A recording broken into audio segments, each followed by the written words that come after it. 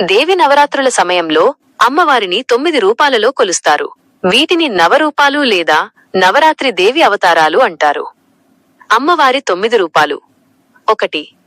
శైలపుత్రి, హిమవంతుని కుమార్తె, శివపత్నిగా ఉన్న రూపం. 2. బ్రహ్మచారిణి, తపస్సు చేసే రూపం, భక్తులకు త్యాగం, ధైర్యం ప్రసాదిస్తుంది. 3. చంద్రఘంట, శక్తి, శాంతి, సమతుల్యత ఇచ్చే రూపం. 4. కూష్మాండ, సృష్టి శక్తి, లోకానికి కాంతిని ఇచ్చే రూపం. 5. స్కందమాత, కుమారుడు స్కందుని, కార్తికేయుడితో ఉన్న రూపం. 6. కాత్యాయని, శౌర్యం, దుష్ట సంహారక శక్తి. 7. కాలరాత్రి, భయంకర రూపం, దుష్ట శక్తులను సంహరించేది. 8. మహాగౌరి, శాంతి, శుభం, పవిత్రతను ప్రసాదించే రూపం. 9. సిద్ధిదాత్రి, అన్ని సిద్ధులను, శక్తులను ప్రసాదించే తల్లి.